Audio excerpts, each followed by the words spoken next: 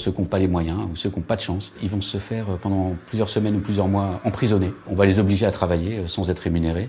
Ils vont être gardés dans des conditions de vie exécrables, pires que celles des centres de détention.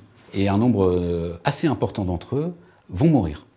Tout ce passage-là dans le désert avant d'arriver sur la côte est assez mal connu. Mais les indications qu'on a pour l'instant semblent montrer qu'il y a au moins autant de morts dans le désert que sur la Méditerranée. C'est évidemment des circonstances très difficiles pour une organisation humanitaire que d'assister ces gens-là qui vivent dans la clandestinité totale sous la coupe de réseaux mafieux extrêmement violents. On continue d'essayer d'avoir accès à cette population et en attendant, on s'occupe d'assister les personnels qui ramassent les corps et qui essayent de les identifier avant de les enterrer dignement.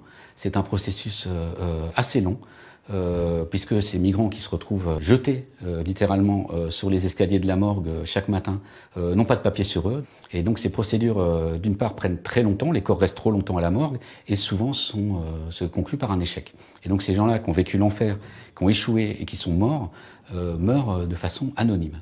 On veut s'occuper des morts pour augmenter les chances de ces pauvres gens qui ont tout tenté pour rejoindre l'Europe et qui ont échoué, qui sont morts dans le désert, pour augmenter les chances que leur nom soit connu, qu'ils ne meurent pas totalement anonymes et qu'ils ne disparaissent pas dans les vents du désert, comme ça, que leur sort soit connu de leur famille, de leurs autorités et de l'humanité au sens large. L'idée que des populations importantes disparaissent de la Terre sans que leur nom n'apparaisse plus jamais, c'est quelque chose qui heurte mon sens de l'humanitaire.